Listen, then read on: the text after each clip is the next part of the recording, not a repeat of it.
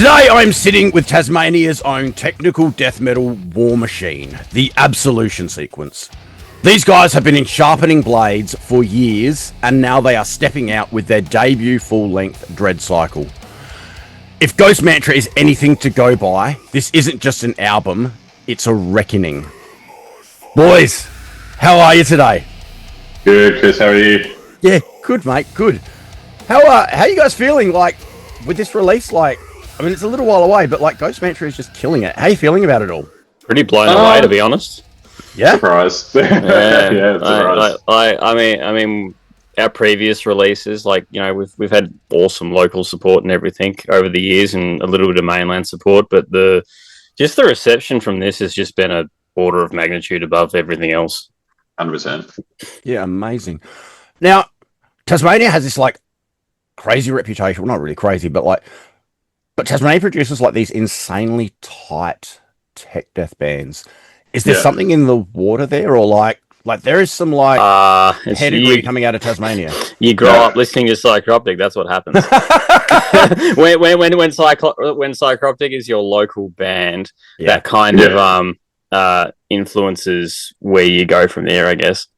You don't have a choice, hey. You just sort of, the amount of times, like, most local bands that like take themselves seriously will probably play with the boys at least once or twice. We've been lucky enough to play with them like more than like probably double digits at this point. So you like more than twice. So yeah, like, which is insane. Like every time you just sort of like, I don't want to play guitar anymore. Like Joe's too good at his instruments. They're all too good at their instruments, and it's like them as a band. So like you sort of are conditioned to like, well, this is the benchmark that you need to work towards. At least we felt that way as kids, and we still do. So, you know, to really elaborately answer your question, yes, there most definitely is something in the water down there, amongst other things. I draw comparisons between like Tassie and South Australia quite a lot compared to the rest of Australia. Maybe Tasmania, Western Australia a little bit. But like Tassie and SA have this great and amazing reputation of producing bands that are world class. And not that the other states don't, but in particular, Tassie and SA have had these amazing bands come out. South Australia 20 years ago with guys like I Killed the Prom Queen. Coming through, other bands like Day of Contempt and stuff like that, and bands that I was lucky enough to like come up playing with, just like you guys have had with Psychroptic. So I think it's that partly there's that little bit of isolation, but there's also the fact that like you don't get tours, you don't get those major touring cycles often. Like we're lucky and we'll get like 50% of them here in South Australia. You guys don't get any of them.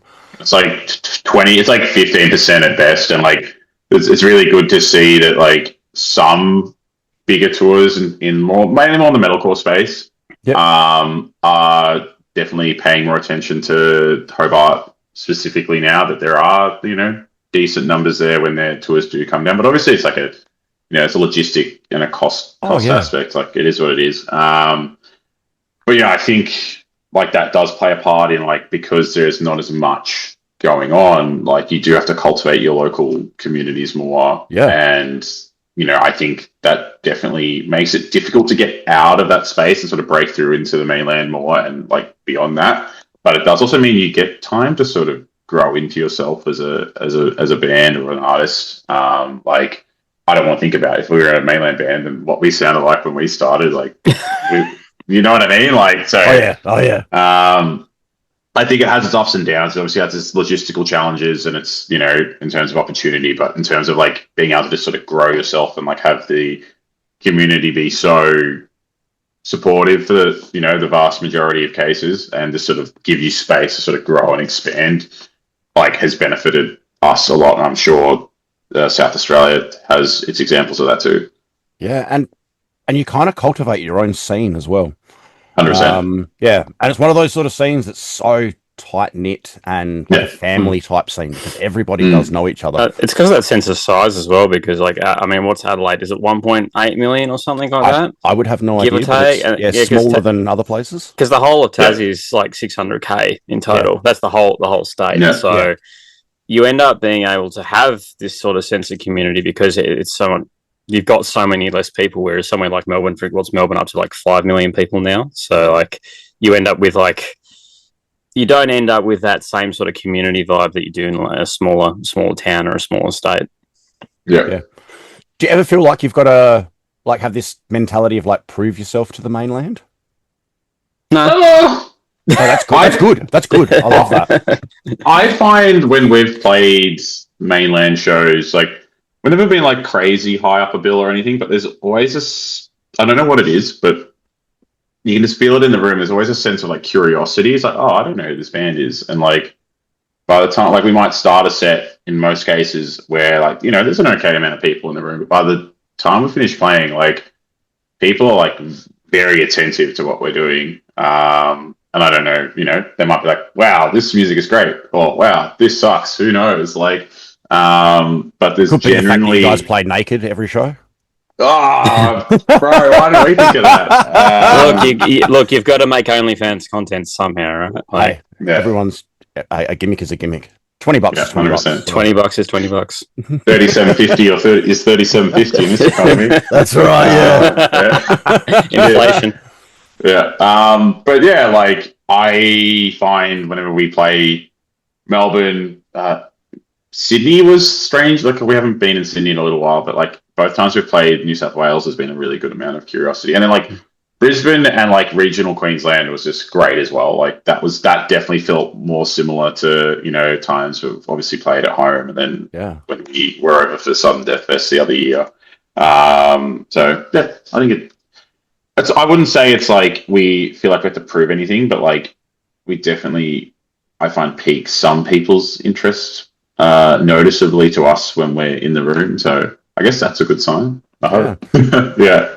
I always wonder because it's a little bit I find here, and I found it in like other smaller regional areas around Australia. Do you feel like there's often, and not so much maybe with you guys, but other bands and musicians in those sort of areas, that there's a mentality of I'm not good enough to be on the mainland playing?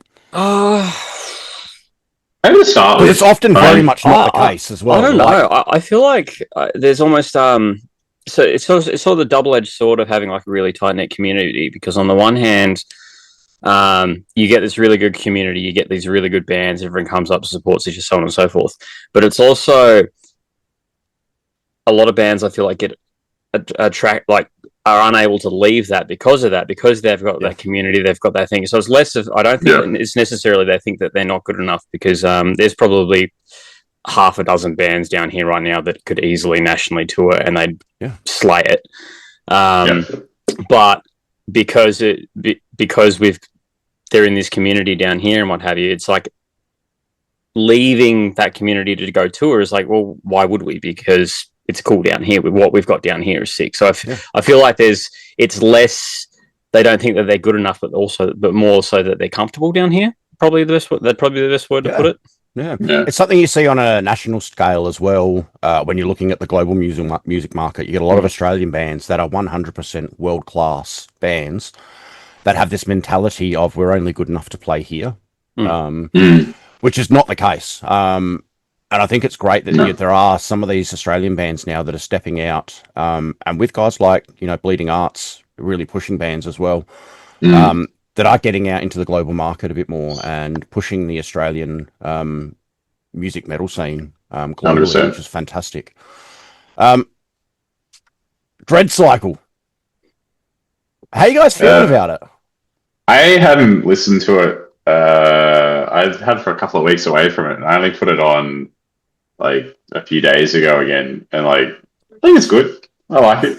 It's still held up, even though like, you know, we've all listened to it to the point where I think most of us are like we've gone the full like circle in terms of like this is the best thing we've ever done, or we fucking hate this. Like, you know, there's been songs that are like, oh, this is my favorite song on the record. I'm like, oh, this shouldn't be on the record. Like, you know, it's sort of like you get to that point where you just, I think I'm really glad that we have had such a long time with it and still to come. Obviously, we haven't, you know, there's a rough period for when people can expect it to come out, but like we haven't, you know, announced the exact date, which will come soon enough. Yeah, we've definitely gone full circle with it to the point now where like, I'm just sort of at peace with all of it. Like I couldn't be prouder of it, which is a really weird thing to say, but like, not at all. For me, at least, I don't know why. It's just like, when you sort of build up that idea in your head of like, hey, eventually I'm going to do this album, I'm going to do this big release, and it's going to be sick,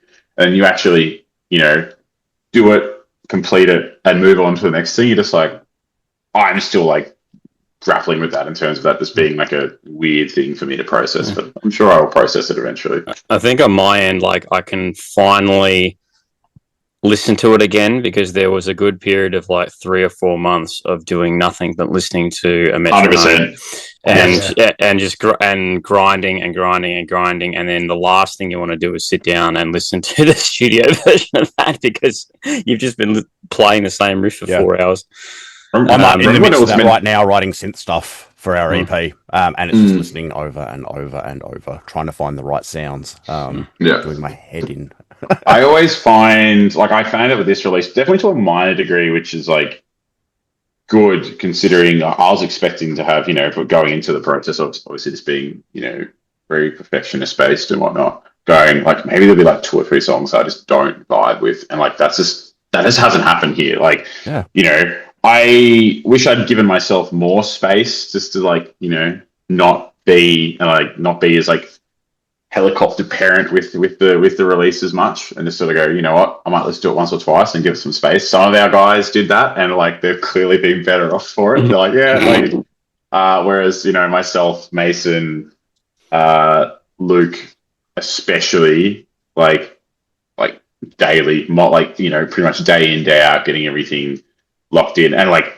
Even now, there's still things that we could find if we wanted to. They're like, oh, maybe we could have done this, but it just really shows, like, when you do a full length or you do any sort of major release, like, you do just have to let go of it eventually. Oh, yeah. Like, when it has its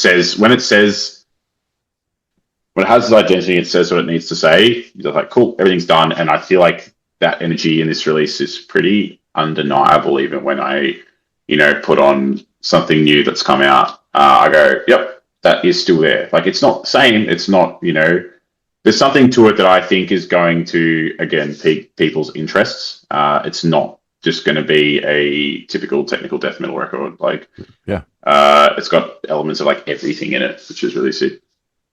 Did you guys find you learnt a lot from the EPs coming into a full length? Yes. Let ideas breathe more. Yeah. Jesus Christ. Yeah. There is, you could probably make a good 30 to 35 minute album based off that 18-minute EP, just because of the amount of stuff that's crammed in there. Whereas so much. It's so dense. Whereas this time around, we kind of went, okay, let's actually have some spaces where like you can breathe. You can actually, we've still got the crazy technical stuff that we always do, but it makes it, you get a reprieve from it every now and then. Yeah.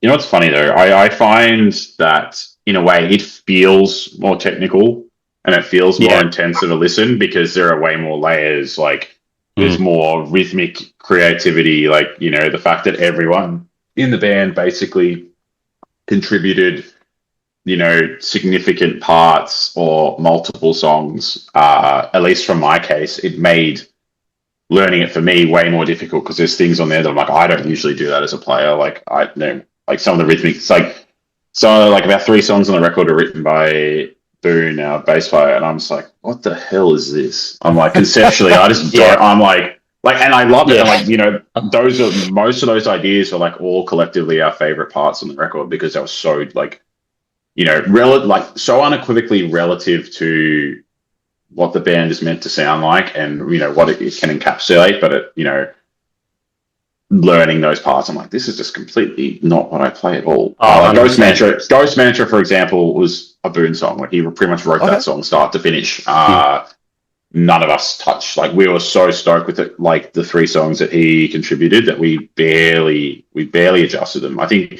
the ending of Ghost Mantra, we like sort of chopped and changed a little bit.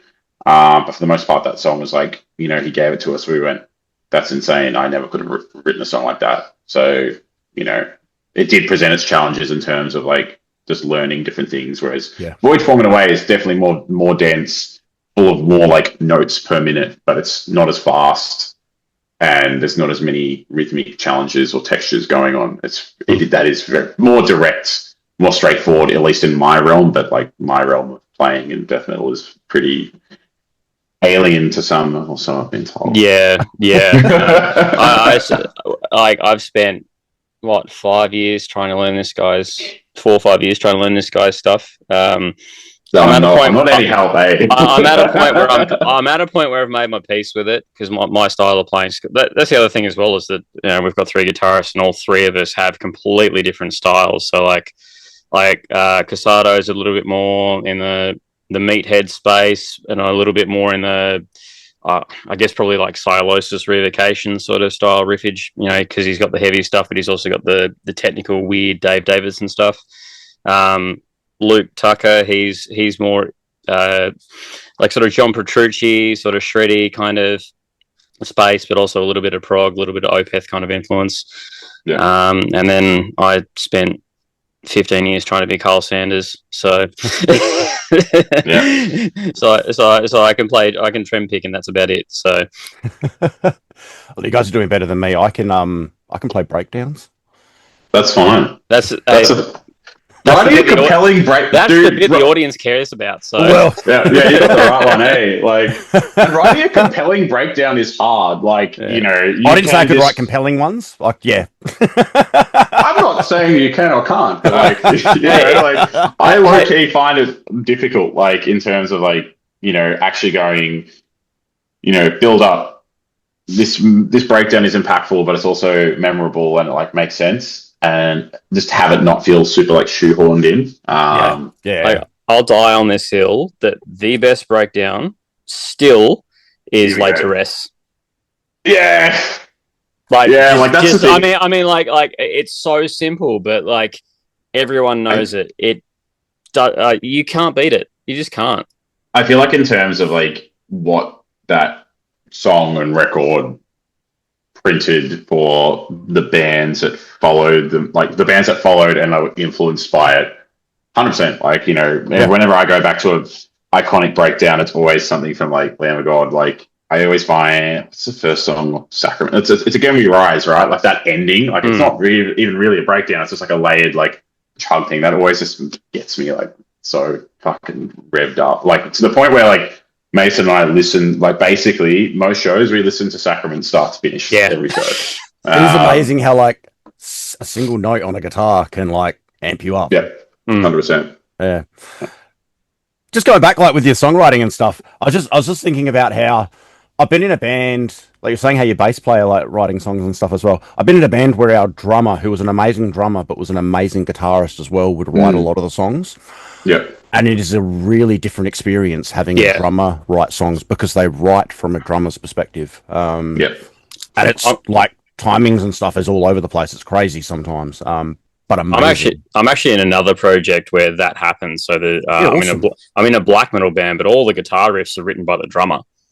And so it's really strange, because he's happy to do all sorts of modulations and chopping and changing and starting on, because that's his wheelhouse, right? Is rhythm. Whereas so you end up doing some weird patterns, and especially like with trem picking or I was about to say that trem picking is going to come in handy there.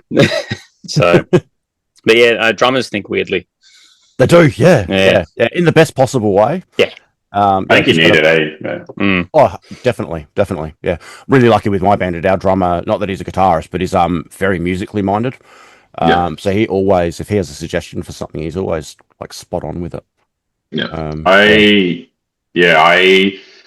Having like the way that this band used to write music, like I wrote like most of it, like, and like some previous members, like it'd be like me and like our previous bass player / drummer. He went from 2 different things. We would bounce off each other, and that would sort of have like a sound dynamic of itself. And then when those folks moved on, like obviously that dynamic shifted.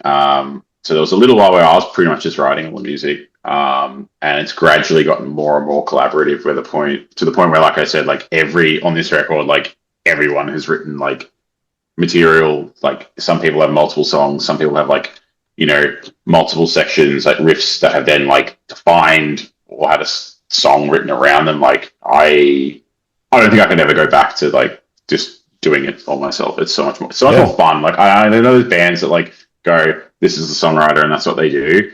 And like, I love that for them, but having done both, like I definitely prefer the more, I think like something similar to how like Periphery write their music, where they're all just sort of like in a room and they like, they're obviously not in the practice space, but like maybe they're but like in like an office space or, their studio, and they're just like handing guitars back and forth, or like, just writing stuff straight into like MIDI or tablature or whatnot. Like that's how we wrote this record, and it's the fastest. I think it's the quickest turnaround I've ever had for any material, and I think it's our best material by like a fucking landslide. So yeah, tab your stuff. If you're a band out there and you're listening, learn how to use Guitar Pro. Tab. I was about to say Guitar Pro it. Yeah. Well, long live. I'm on 8 now, but 5.2 put in nearly 15 years of work. I've had old bands where the boys would send me Guitar Pro files that even had like where the vocal patterns would sit, and that's so sick. It's good, isn't it? They've written orchestral stuff. One of my old bands, Closed Casket, the outro to one of the songs was written in Guitar Pro. Yeah. So Tegan, who's part of Bleeding Arts, sick. Yeah, the guitarist in Closed Casket.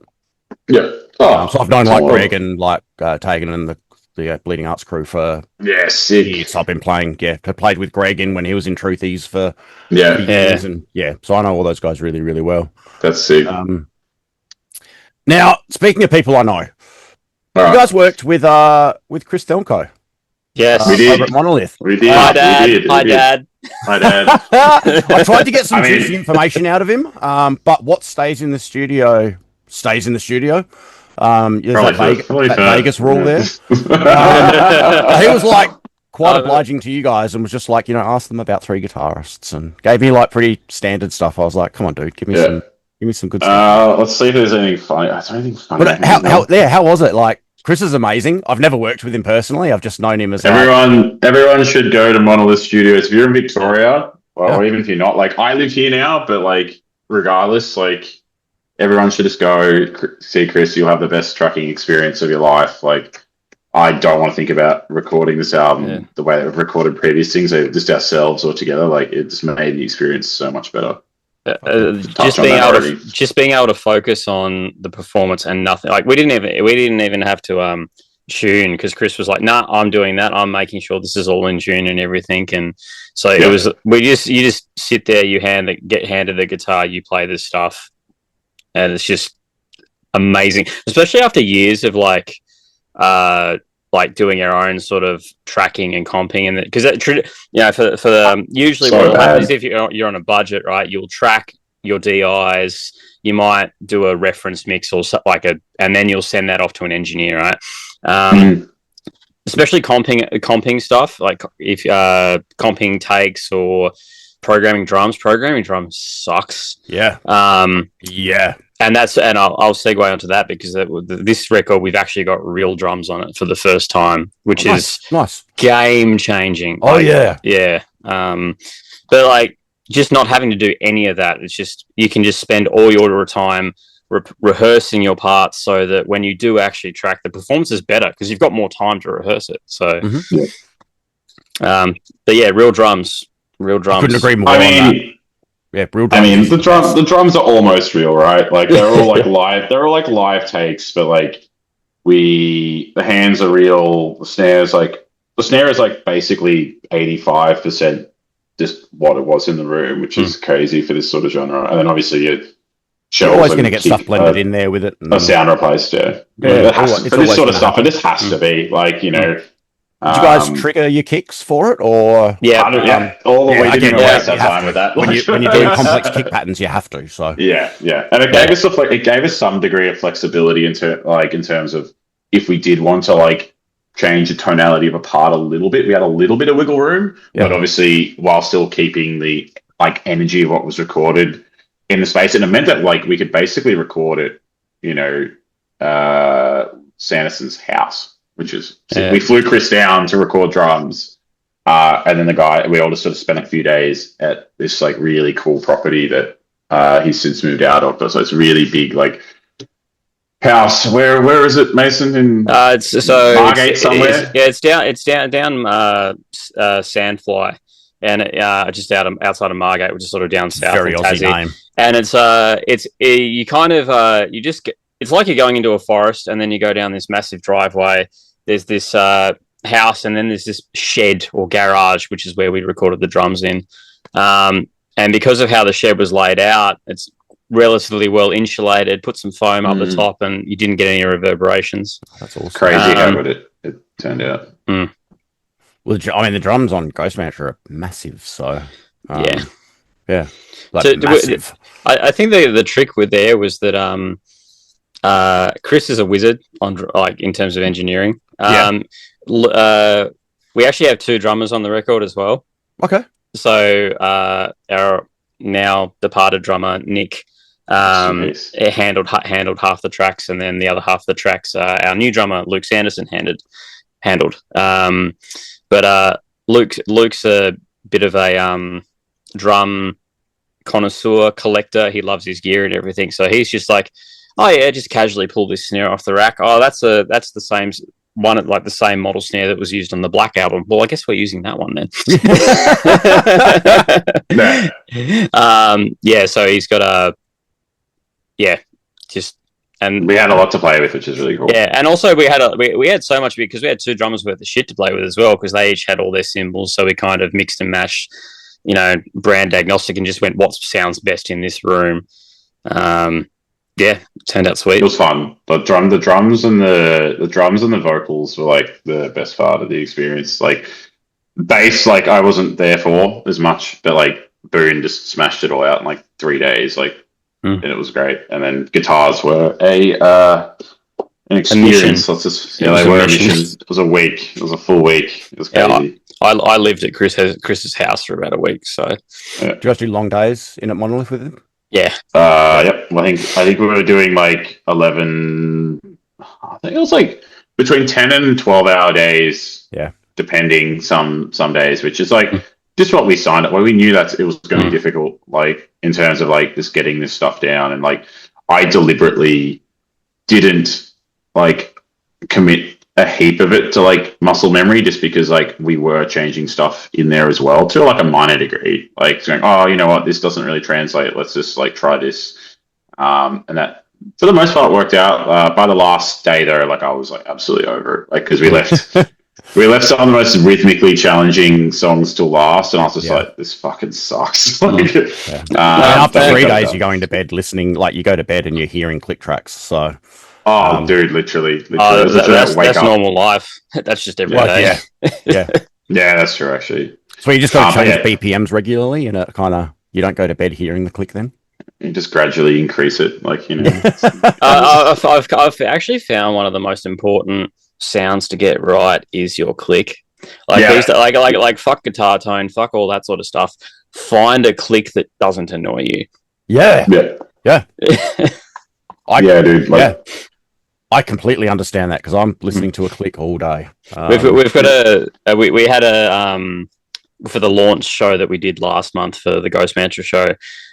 We played a bunch of new material in that show, when we built the live session for that, we use a laptop with a click tracker in ears. The click tracks for the new songs are using the stock click that's in Reaper, and it is fucking awful. Shit. So I thought that was the case. I get down there, I'm just like, ugh. I was sitting there going, why does this sound so shit? I went, because what we've actually done is we've got the sound files from Cubase, because that one's much more pleasant to listen to. Yeah. It sits at a point that doesn't that's not painful when you've got it at volume, because you in a live context you kind of just need to crank your ears so that you can hear what's going on. There you go. We've gone into the deep end in terms of nerdy. I've gone as far as replacing clicks with hi-hats. Open hi-hat for the that's a good first, idea. But you've got to have like a hi-hat that's recognizable over everything else. You've got other stuff going. Yeah, it's got to cut through. Wood block's another good one. If you can find a good wood block. I would find something completely unhinged. You get a xylophone or something. But 100%. This is a death metal interview when like it goes from like riffs and creative stuff to like here's this minute fucking specific thing about click tracks. So for me, I just blame my ADHD for that. Like I'll be off on 10 different tangents if you let me. So look, that's why I think that's why this genre of music is so good, because you can just like you can like listening to it, like you can zone in on one particular thing and you can unpack that and you can revisit it and whatnot, and like talking about it is the exact same too. Like, you know, whenever I get started, I'm just like, I cannot be stopped. So like, you know, there's a lot of times when I'm with people that like are not in this realm, and like the second they like ask a question, they're like, you know, it's a generally very broad and like basic question about death metal or touring or playing or whatnot.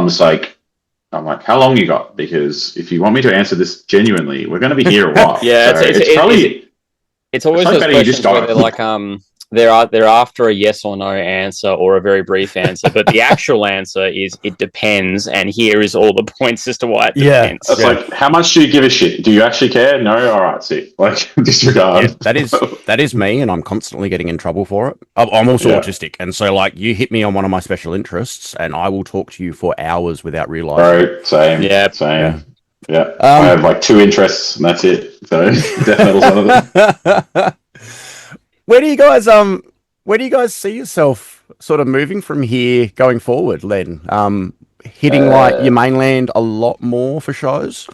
Yeah, there'll be some shows that hopefully get announced pretty soon in terms of mainland, and international has definitely been something we want to work towards this album cycle as well. I feel like I think it's definitely just where we need to be, you know, definitely Europe, the Asian continents as well. Definitely our focal points, or places that not only do we like think that the market for this sort of style of metal is definitely more geared for us to go there specifically, but also those are just the places we want to see and travel as well. Yeah. So, one of my biggest bucket tick things in my life is to be at Wacken Open Air.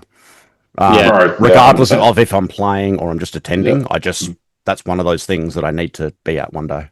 Yeah, and like we've had like mates that have played, like we're all like really good friends with like the Lycanthrope guys, and obviously Dan's in Complexit now, who are Bleeding Art as well. Yeah. You know, obviously they did it in 2022. 2022 or 2021, I think.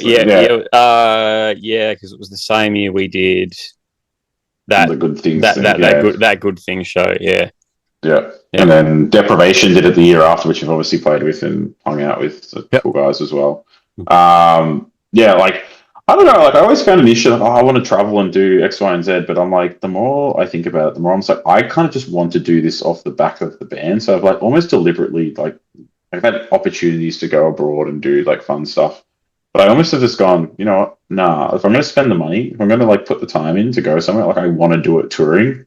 I've sort of just committed to that ideology now. So this album cycle, it's just going to have to happen. Like it's fine.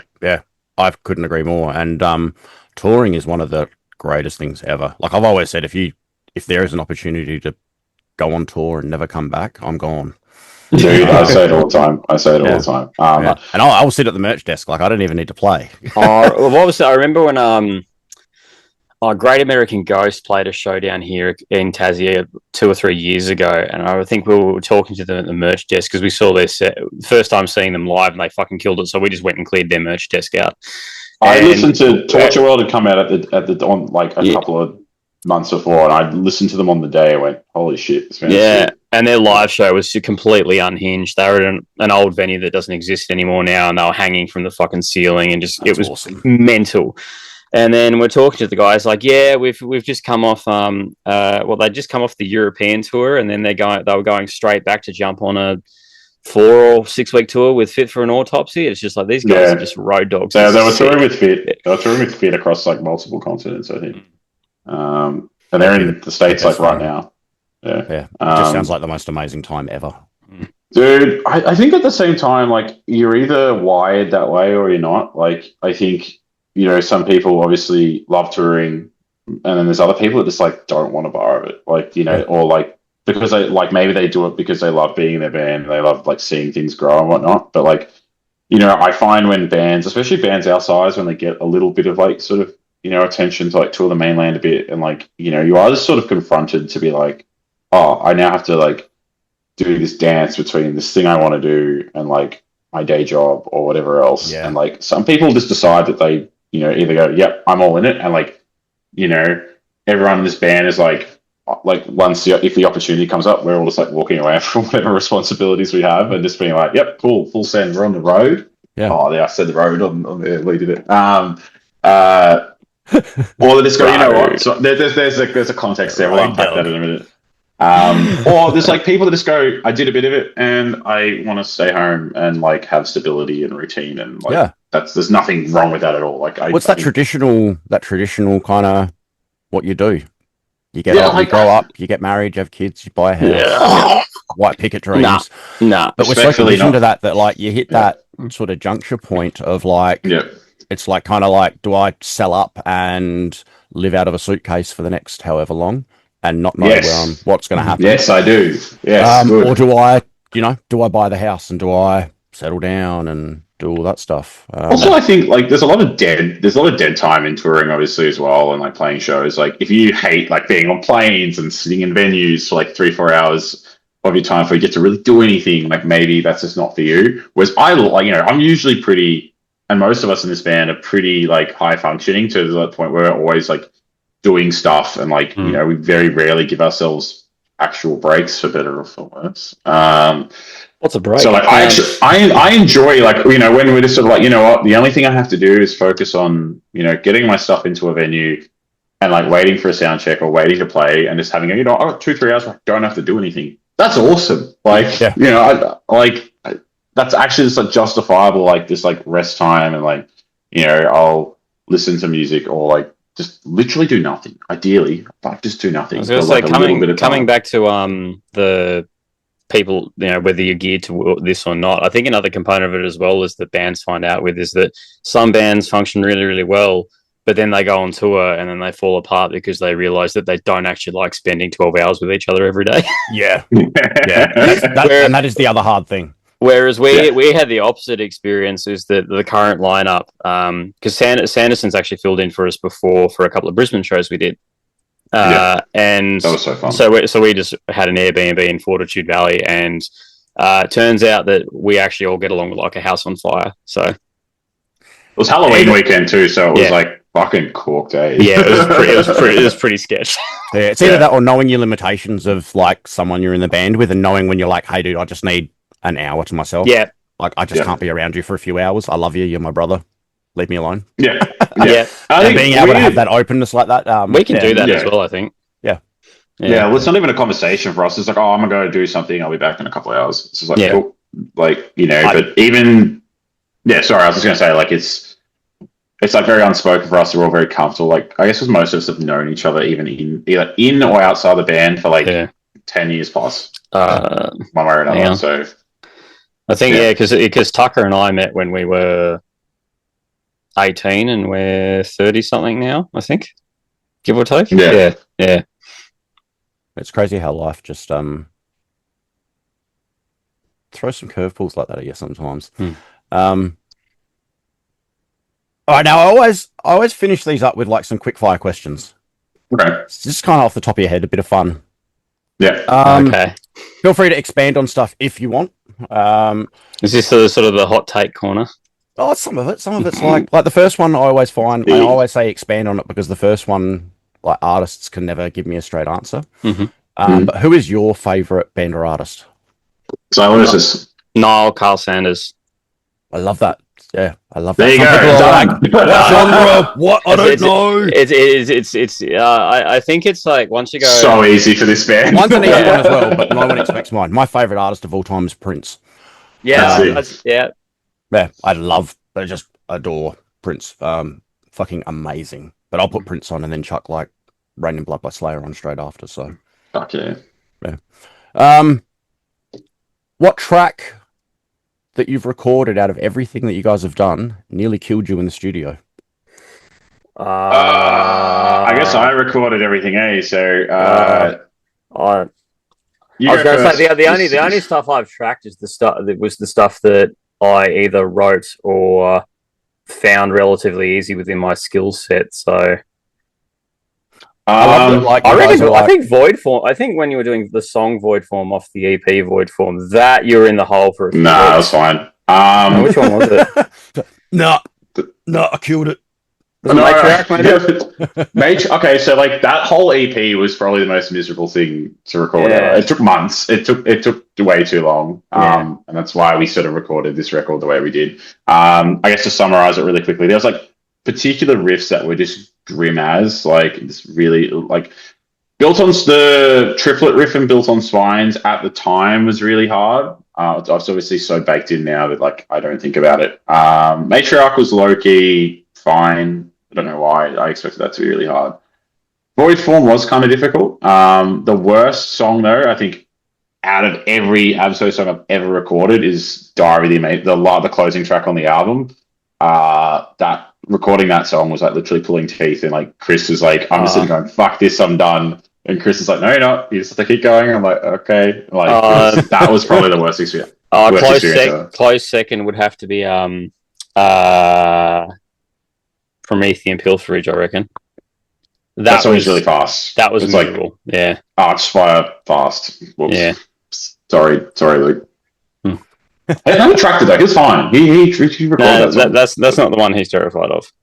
No. Any cursed moments in the studio?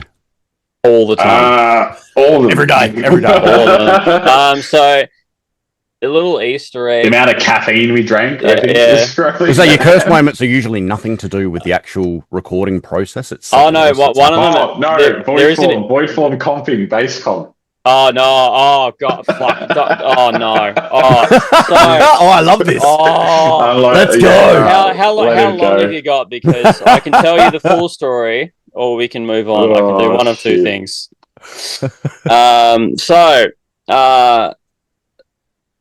Boone's first time recording bass for Abso, also first time tracking solo into a door, sort of by himself, unsupervised, right? Yep. So he does everything. All right. So he tracks the 4 tracks, and I get 4 individual sessions. I get a session for each track that's on the EP. And the way he tracked it was that he tracked it. So how it, just for context, like if you're tracking stuff and you want to do stuff quickly, usually how we'll do it is we'll have 2 tracks. All right. So you'll have an A and a B track, and you'll have that for left and you'll have that for right. Mm-hmm. And then what you'll do is you'll track a riff on the A track, and then the next riff you'll track on the B track, and then you just kind of zigzag like this. And then that way it makes comping really, really easy, because you can kind of delete takes and drop in without even having to think about it, and you comp it at the end. What Boone had done was that he had tracked one bass track, but he'd used takes. So like the takes in Reaper, right? But then punched in over other takes. So I got this literal fucking... Everything's in there still. So I got this literal fucking multicolored barcode. Screenshot on it. And no, it gets better, right? So I go file for each one as well. So I go through, right? And I comp this. So I comp it. All right, everything's Mickey Mouse. And then I look at the file sample rate. Oh no! What's he got at that? So we usually do everything at 48, just because. I was going to say 48 is your industry standard, and especially because it means because you can downsample for 44.1 for CD, or you can do 48 because 48's video standard, right? Yeah. So he'd done it at 44.1. Everything else was in 48. So what would have happened would have been that he would have had to have upscaled and which I did. Yeah. Anyway, so no, it was so I told Boone, hey mate, you're gonna have to track this again. He wasn't happy. So he tracked it again. And this is the best part. He tracked it again, and I got the same fucking barcode back. Oh no!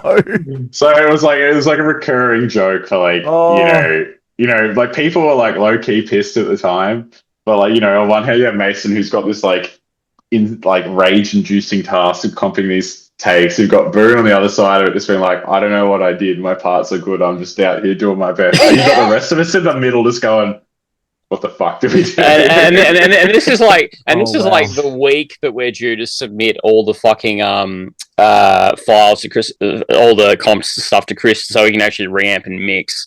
So I'm like on the caffeine and coffee until like 3 o'clock in the morning. Not drank like for several years, like a good year or two before that process? Yeah. So I was like, I was sober at this point, like completely sober. So did that. Sorry.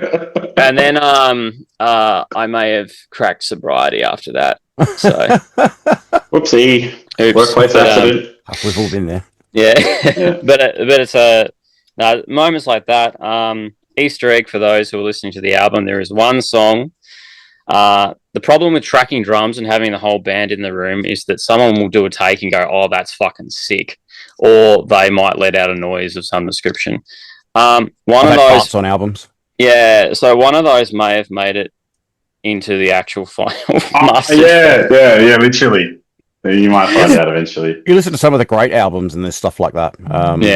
Like Sting falling over a piano chair, I think, while playing guitar on an album. Every Children of Bodom album has like a heap of funny little moments on it too. Like, I think bring that back. Good old Alexi, may rest in peace. Amen. Yeah. I wish I'd got to hang out with him. I'm good friends with his widow Kelly. Lives in Melbourne. Oh, cool. So when he was living in Melbourne, I wish I'd got the opportunity to spend some time with him because he knew all like guys like Chris. Chris worked with him on the last EP for solos and stuff. I think. They were good mates. And a lot of other people I know that were really good mates with him. So I would have loved to have had that opportunity. I met him a few times, but never got to hang out and talk music and stuff. What's the worst gear failure you guys have ever had?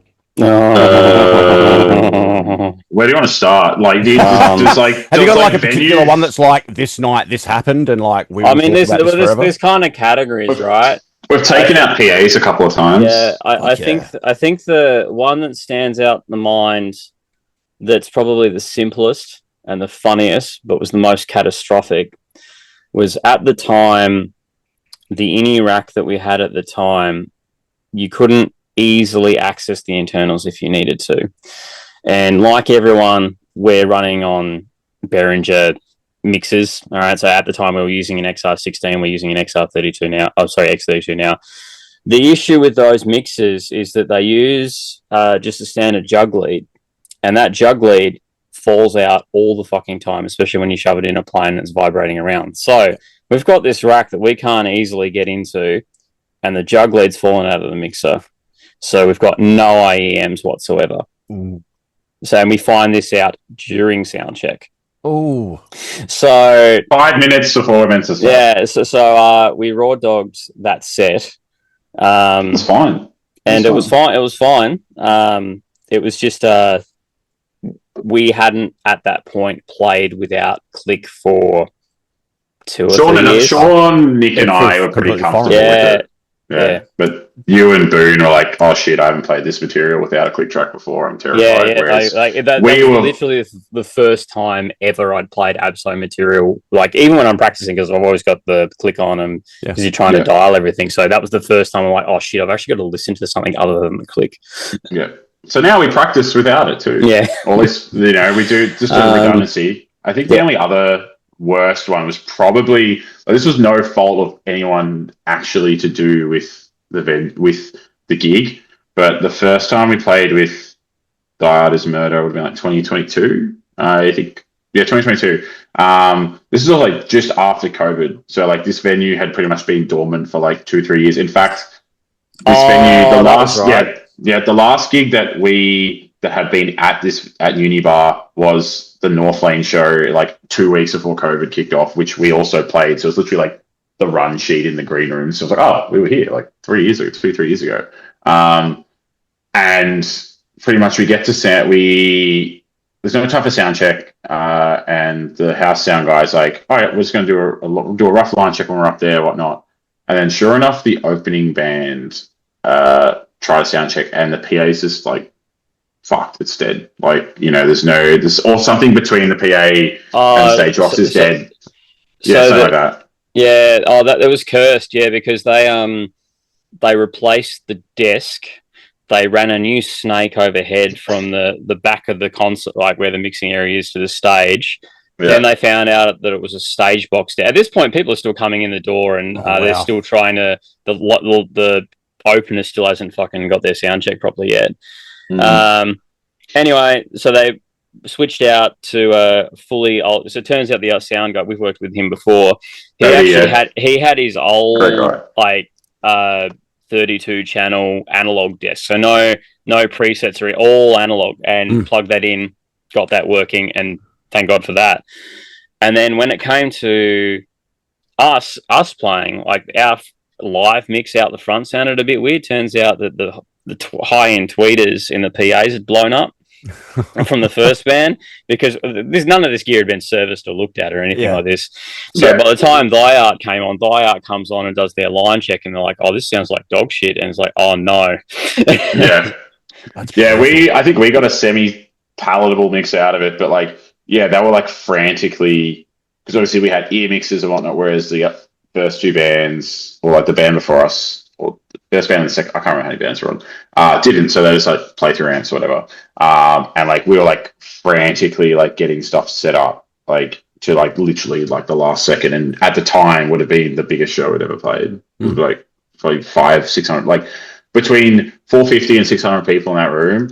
And we were like directly before it wasn't like we were opening or anything to like 100 or 150 people. It's like we were directly before we're going to play, and we're just sitting there going, this is the scariest thing we've ever done. And but the second it was like Cody's like, it's on, go, and we just played immediately. And like something that happens once that first drum hit or that first guitar note hits, kind of everything else disappears, and you kind of just once everything lined up, we were just like, oh, thank fucking God. But that's probably the only time I've just been like, literally in fear of my metaphorical life. I think as well, because like you're like, okay, we're a local band, people have seen us play before.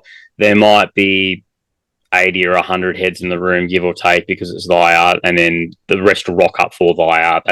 That's how a lot of gigs go, right? Yeah. But no, there was already like, we're getting ready to set up, and there's already like 300-400 people in the room. And it's like, that's awesome. Oh fuck. That's awesome. Yeah, it was a lot. But that was probably the most catastrophic gear problem, I would say. Yeah.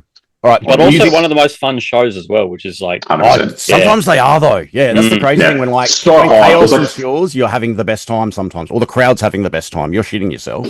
It was nearly 40 degrees that day too, and the stage is really high. So I remember vividly how sweaty I was. Yeah, I've been there. It's no fun.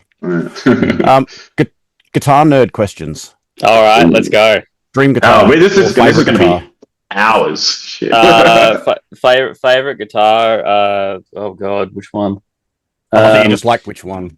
Yeah, I'm the same. I mean, to be bluntly honest, like, I mean, Casado and I are pretty hard down the ESP line in terms of manufacturers. Nothing wrong with that. In terms of like preferences, like I'm definitely a flying V in Randy Rhoads sort of style guitar enthusiast. Yes. So I mainly play the ESP Arrows. That's kind of, I mean, we're playing death metal, we're playing aggressive music. The guitar needs to be pointy. It needs a headstock. I'm going to just leave that one there for people. I agree. But I guess a reversed one. Yeah, all mine are reversed these days. Reverse or square. I'm a little bit less indifferent with reverse versus in normal direction. Yep. The only reason I prefer reversed is because now I've got long hair. Is that you're less likely to get your hair caught in the tuners, which is an actual risk. Less, not eliminated. It's less. What else? Probably we're. I'm just trying to think in terms of scale. How nerdy do you want to go with this? Oh, look, hey. All right. Fuck it. Nerdy All right. Safety's off. All right. So in terms of scale length, tracking. So we usually track everything on 27-inch scale. We tune to B flat standard, so half step down from standard 7-string tuning. Not low. There is one track I think on the new album that's got that 7th string dropped down to an A flat. But that's where we just stay in that register. I think we all collectively find that once you start going below below that A flat to a G even, like that's when the mix as a whole starts suffering. Even I've got my 7 in drop A, and even at drop A, you're no longer playing notes, you're playing textures. Correct.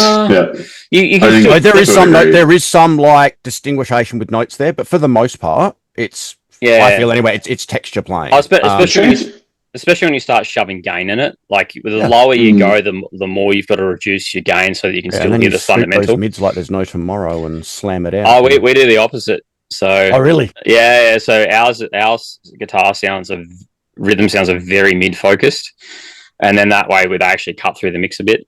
I'm like that on the hardcore side with that sort of stuff. But then if I'm going to sit down and just like riff out, I want to play Peeling Flesh all day. You want a fun candy tone. Just doesn't matter where my fingers go. Just go. Yeah, it's disgusting. But we track everything on 27s live. We've started. I can't be bothered trying to play some of this material on 27 live anymore, so I just use 25 and a half. Yeah. I just pick up whatever guitar I feel like taking on tour with me, to be honest. I just Mine are all the same. You guys like the opposite spectrum of like guitar stuff? Oh, dude, 100%. I love that. And then I've got the same in my band. One guitarist loves his guitar, knows what he's doing, likes what he plays. The other guitarist builds all his there you go. Oh, look at that. Yes. So we eat your heart out. So my I guess shtick is, how do you play the scallops? I've always wanted to play one. Very, very lightly. So So basically my philosophy with guitar is that what is not essential should not be on the guitar. So all my stuff is bridge pickup, wide, straight to the jack, no volume, no tone, no nothing. We're on guitar rigs where we've either got mute switches on the rigs or we've got volume automation through MIDI, so we don't need it. And in terms of the scallops, basically the philosophy behind the scallops is, so you've got more control on bending. So if I'm trying to bend normally, I'm pressing my finger onto a string and then I'm kind of pushing it that way. So I'm actually, the string's kind of trying to pull the flesh off my finger. Whereas with scallops, I'm getting my finger underneath and I'm just holding it there with my finger. So I'm not actually causing any sort of sideways force in my finger. So I've got way more control. And the other thing as well as I do is I play with really high action. So my action's like 3 mil. It's wow.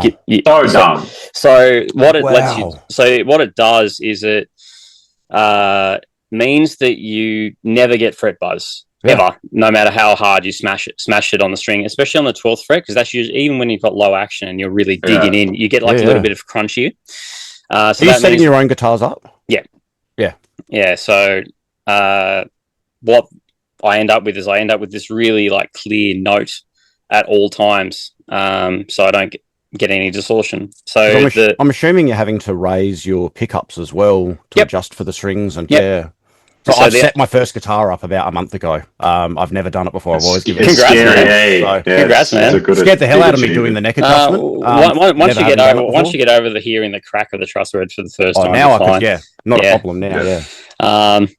But all of that together. And the other thing as well, because my action's so high, yes, I've got to use more force to press down the string, but I play thinner strings. Well, that was my next question, string edge. But also because it's higher action, I've got more release force, so I actually play differently. So most guitarists, I'll try, like if you're going for low action, you're trying to have as little movement as possible. Yeah. Whereas my movement's actually aided by the string. So I can still keep up with these guys, even though I'm like completely off the board.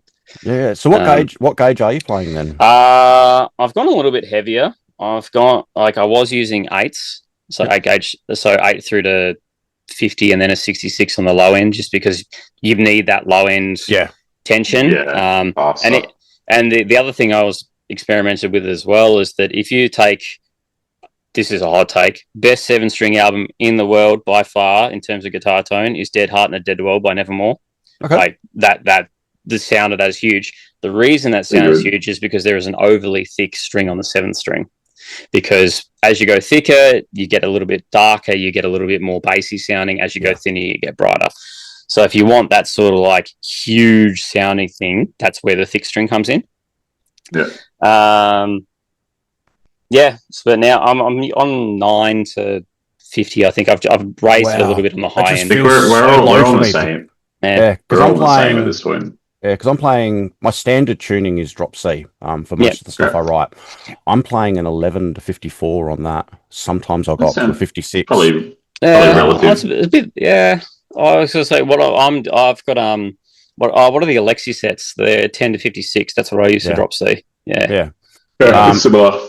Like relative tension. The tighter, the harder, the better for me. And I even I'm thinking of filing some stuff down so I can get some heavier gauges in there. It scares the fuck out of me. I used to definitely have that mentality, whereas now I'm old. If you've got the money, they're not cheap. I'm just going to preface this out there. Not cheap by any standard of the match, but Music Nomad make an excellent set of nut files that are exactly gauged for particular gauges for strings. It's about $550 for the set. Whoa! But it's one of those things you have for the rest of your life. Yeah, and they're diamond edge files, so they just don't die. Yeah. And because the materials that you're going to be with your nut, it's either going to be plastic, bone, or graphite. And I was actually thinking brass. Yeah. Oh, sick! Brass is good. It just sounds so much brighter and Do you play Floyd Roses much? Hate them. I was going to say because the thing hate them. Hi, Floyd Rose enthusiast. But the reason I struggle a lot with hardtail guitars is because they don't have a metal nut. Because I'm so used to because the Floyds have got a metal nut. Yeah, the metal nuts are good. I will concede that fact. Yeah. No, I can't even. I've got my LTD has got the I'm hopeless with names of stuff, but it's a string body strings through the body, but then it kind of floats up a bit. Oh, the Tunematic Ridge. Yeah, I can't play them. Yeah. I can't mute on them. I need the height's weird, eh? You can get to segue from Mason's realm of gear preference to mine. Mine is super duper conventional, it's super strat. I've played Floyd Roses. I don't really initially I was this a Floyd Rose. It's a pain in the ass. I hate it. Whereas now actually they're comfortable to play on. They sound good. Just for me, I don't have enough use out of the bar currently to warrant one, but there might be a realm where I get a guitar with one again just to have it available. Yeah. But yeah, Mason's all scalloped and super high action. Mine is very, typical, I'm using an Evertune Live and whatnot, much to Mason's dismay. I know they're meant to be a studio tool, but can I just point out this is my moral. Don't bring this up again. I'm bringing this. I'm bringing that. All right, so we're at the launch show, right? All right, so I've got my Floyd Rose Arrow. I've pulled it out of the case. It's perfectly in tune because I've stretched all the strings and everything's Mickey Mouse. The person who has the tuning problems at the show is the person with the Evertune. I mean, that's okay. So to give you the actual perspective is I hadn't adjusted tuning or checked tuning on this bridge for 9 months. I changed string gauges, so of course you need to change it. Yeah. And I hadn't had a chance to do it before getting to the gig. So, fake news is fuck. But sure, if that makes you feel better, that's fine. We always will do it once. Yeah. But I definitely have more typical taste. I do, going to your comment about the Tunematic being uncomfortable, it can, depending on your wrist sort of positioning and arm positioning, that can be a bit rough. But ESP have started doing a small amount of production models that have a recessed Tunematic. So it's flush into the body like a hip shot. And I think the Josh Milton signature has it. It's the only signature model that has it. Production, I think it's a couple of Arrow models that have it now, and you get the accessibility and comfort of a hip shot, but you get the tonality and the convenience of a Tunematic, which I think is absolutely the best bridge. Floyd's are great and all. Evertunes, and they all have their roles in my opinion. But if I was to pick one, I'd go Tunematic all the way. I was going to say if we were tracking new Absol, say we were tracking new Absol material tomorrow, now because I recently found a secondhand Horizon 7 baritone that's got one of those pneumatic bridges. If we were tracking Abso tomorrow, we'd probably use that or something else, because on the palm mutes and the chugs in particular, that's where you notice it the most. Things just sound much more open, and because you've got, I don't know what it is, whether or not it's the contact point or the fact that you've got a little bit of sympathetic vibration behind the bridge, but when you hit it and dig in, it just sounds so much better. So, are you guys at a cost of comfort though? Yeah. Are you guys like most guitar nerds are, which I definitely am a massive guitar nerd? Are you guys like constantly chasing tone? Not anymore.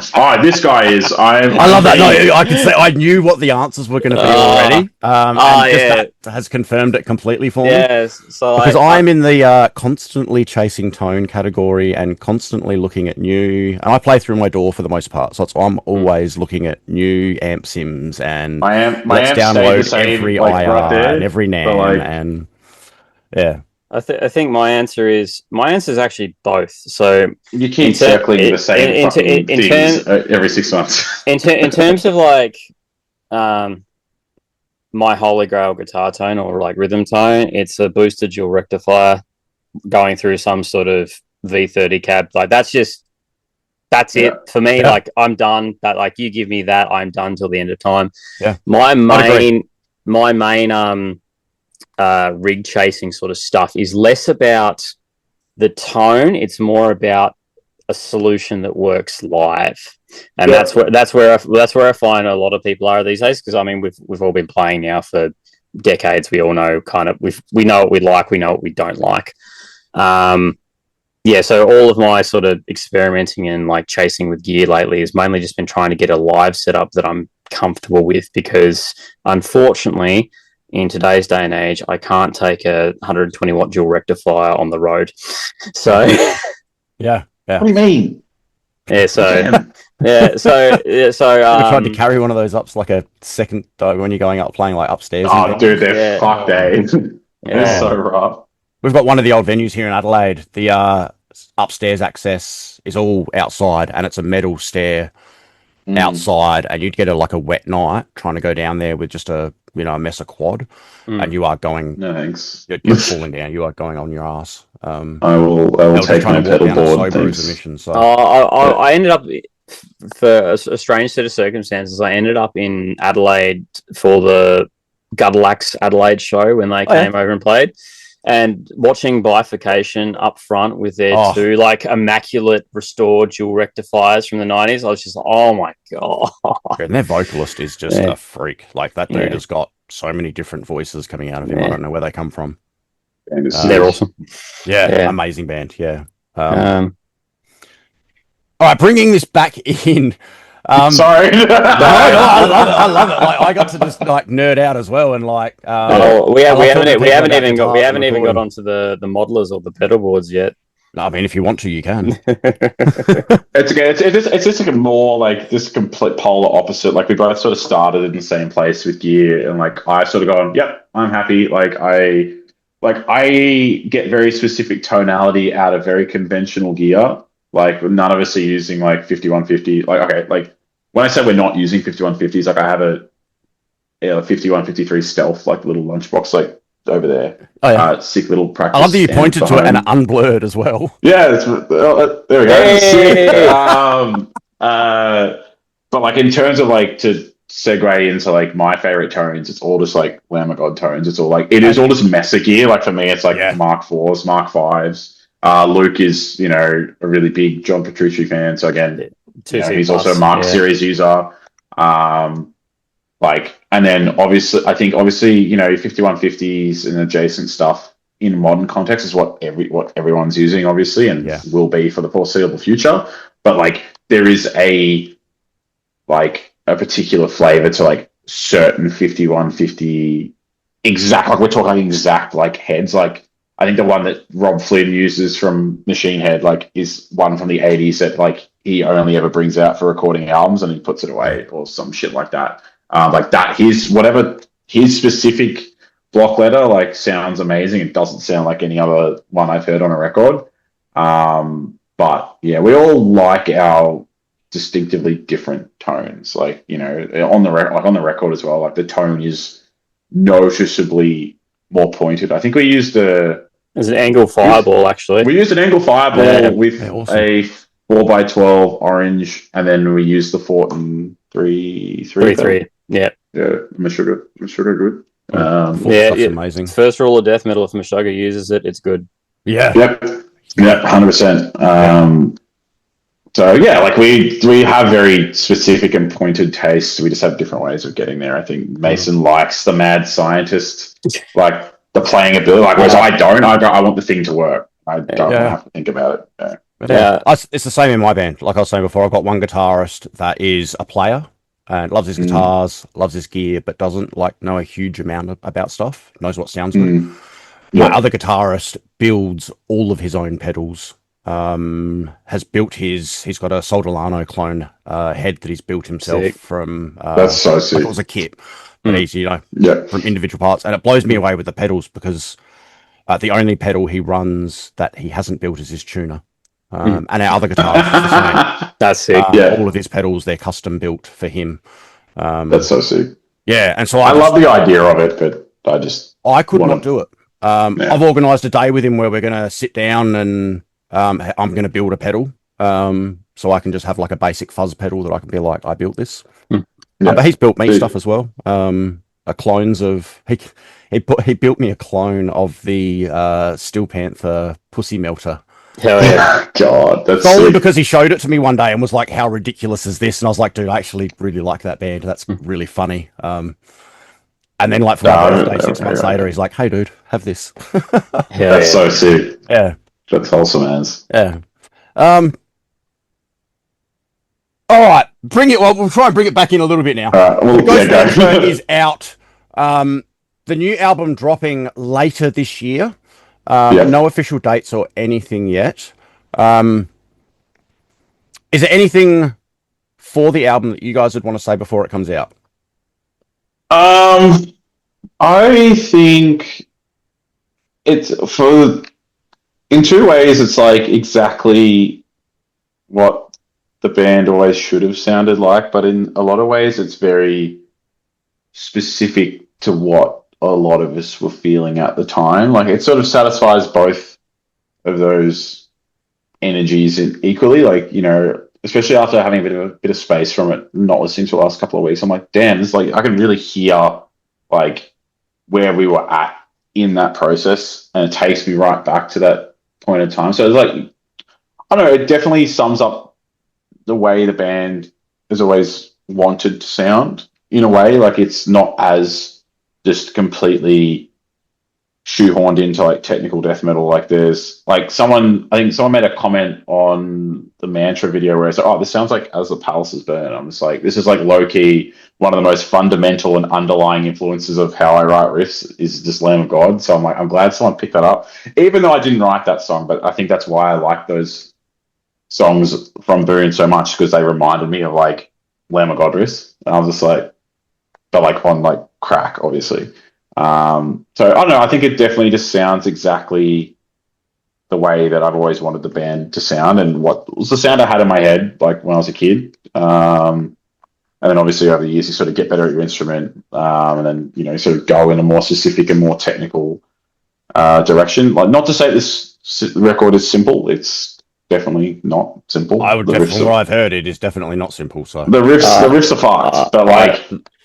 I will say so we've released Ghost Mantra. Ghost Mantra is probably the tamest track on the record. Ooh, I love that. Yep. Like, especially, and that's not just from that's from a listening angle. That's from a technicality angle as well. It's kind of like the appetizer, if you will. It's basically just the one riff, the whole song, to be honest. I love how that is the way it is. Yeah. Have you guys got anything coming in the near future that we should look out for in the lead up to the album? Yes, there will be. I know nothing's announced yet, so we can't leak anything. Obviously, there will be another single at some point. Yeah. There might be another single. people should keep their eyes open then for stuff coming out over the next few weeks and months. I think the next one is probably my favorite at the moment, but it's changed like 4 or 5 times. The next one is my favorite to play live by far. Yeah, we played. No, you do. Sorry, I was going to say we played. Much fun.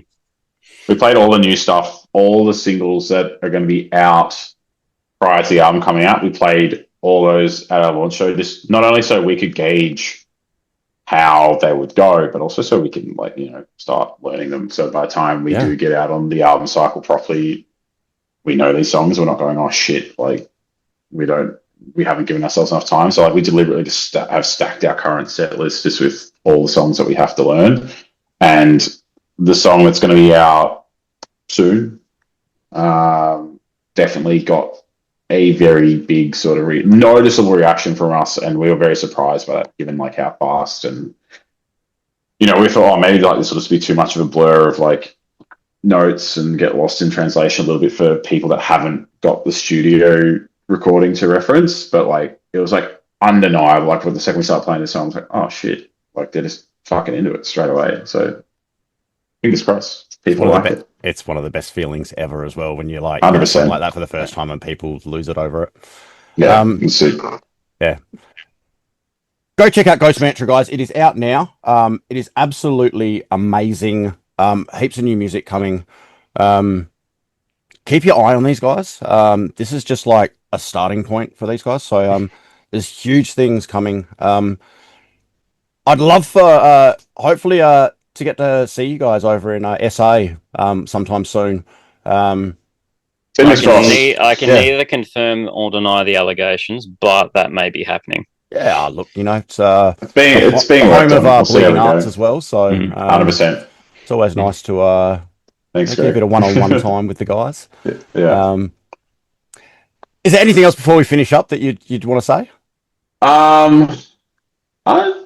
Not really. I think you put it really well in terms of like as much work as has gone into this band prior and what we've already sort of done. Like it does just feel like a brand new like we're just getting started kind of thing. So like obviously this album will come out and some stuff will happen and it'll be sick. But like there's no like foot off the brake from here. Like we've already got bits and pieces written for like follow up things. Like hell yeah, already. Like there's obviously a couple of leftover songs from those sessions that we may or may not elaborate on. We might just leave them. There's other ideas that we're already talking about, like where we want to go with stuff post this album. So like it'll be like pretty much 24/7 on the road from here on out. So road dogs, I love it. Yeah. The road. Otherwise, man, thank you. Fucking A. I mean, we best get used to it, I think. I think one of the greatest things that I have ever done when going on tour is insisting that we take like a tiny little barbecue with us. Because we would pull off on the side of the road, pull the barbecue out, chop some sausages on, have some lunch together. That sounds sick. We need to do that. And like after you've like hit like 4 or 5 road stops to get food and spent all your money. And you still got 2 weeks, 2 weeks of tour legs to go. Yeah. Plus, there's nothing like it's like when you're going past Bunnings and you're like, oh, they've got sausages. Like I am stopping. 100%. That says something about my waistline in particular, but it's all right.